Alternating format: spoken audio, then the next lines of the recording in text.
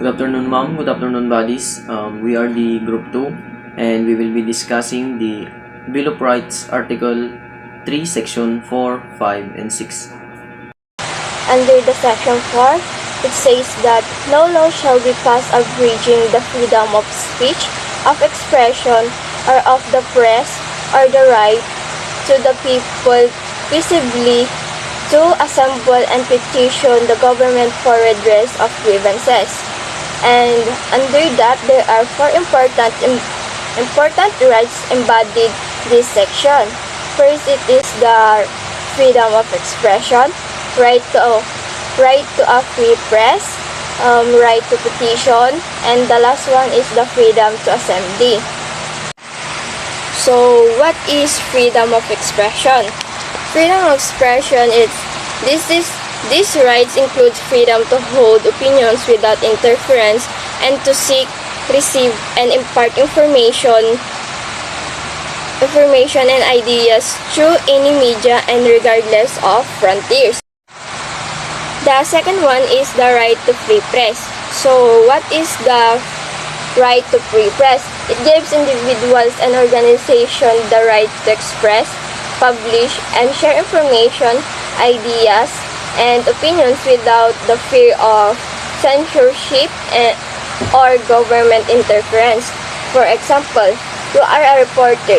You can press or share information to other people, but you can say or share the truth that people need to know.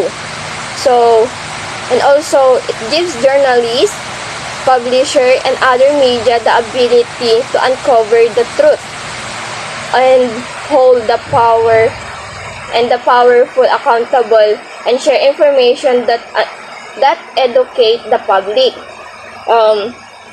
Just like for example, is that the fabricated stories, which is wrong. Like in the pandemic, they say that aduti natamaan ti COVID. Ngam ti kapaisonan na manmanulang gayam kasi pati doktor ibagbaga na nga kun tsabaon na dayay relatives ti patient nga natay di kamag-anak da dahil ti COVID-an. Isa ti bagbaga da nga imbis nga pneumonia di pagka cause of death na naging COVID, tano ba ti bayadan da kin tano adati mausar di pondo. The right to petition. The right to petition means that the individual or groups can go to the government and ask for changes or address concerns. For example, if a group of residents is unhappy about the poor condition of their neighborhood park, they can write a letter or submit a petition to the local government asking for improvements. So, meron tayong karapatan na humiling o makiusap sa ating munisipyo para sa improvements or pagbabago ng ating mga lugar.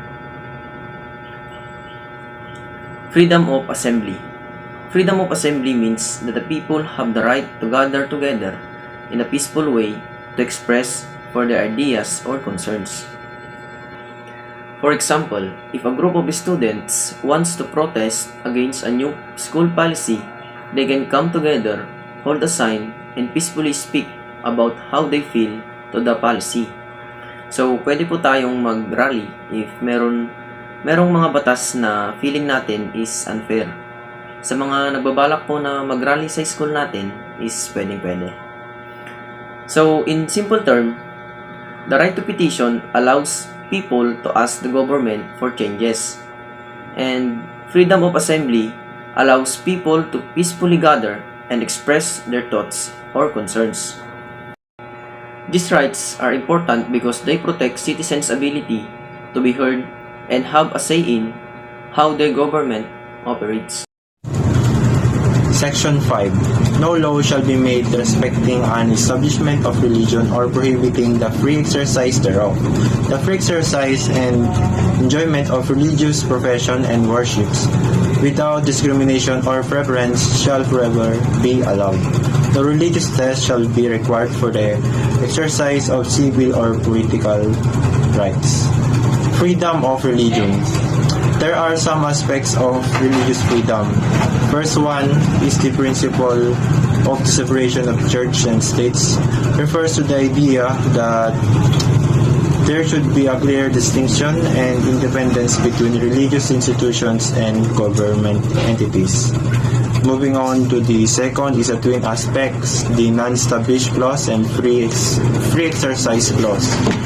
The non-establishment clause, also known as the establishment clause, prohibits the government from establishing an official religion or showing preference for one religion over others.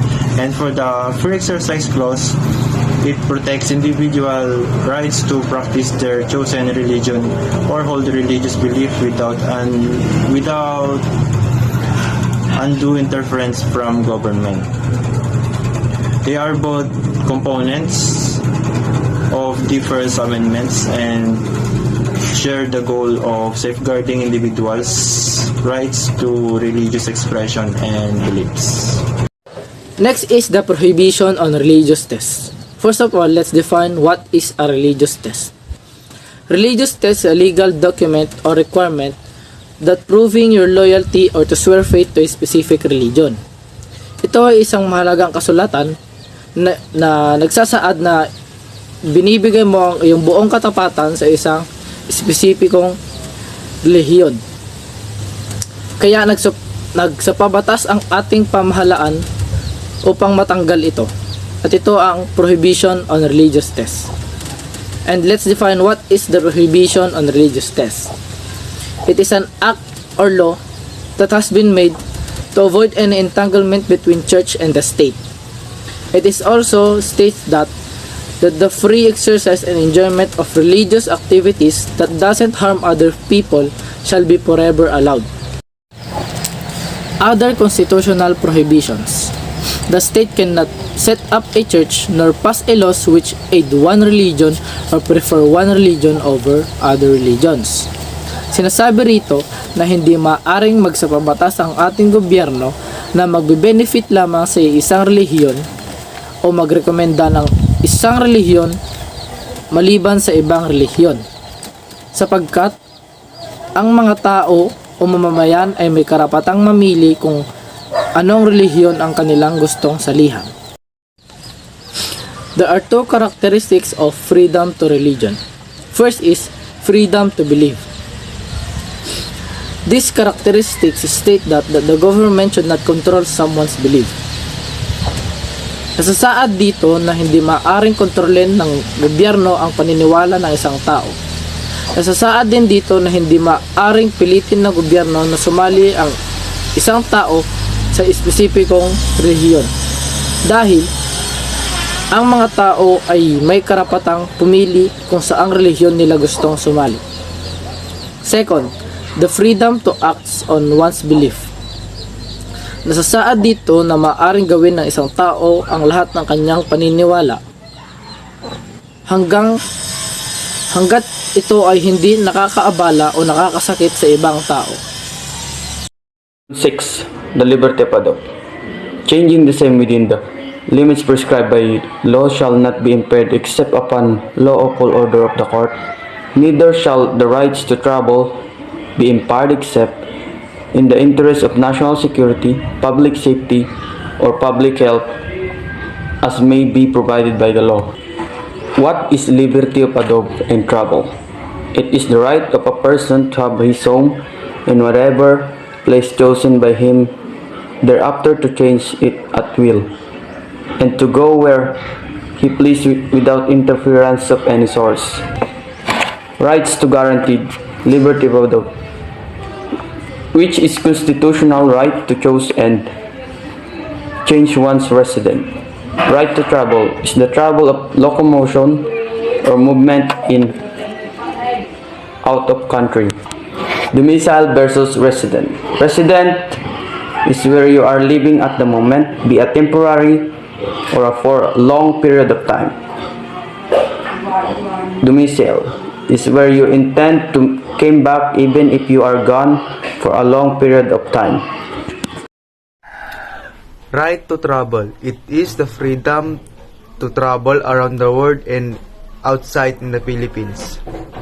And here the limitation on the right to travel.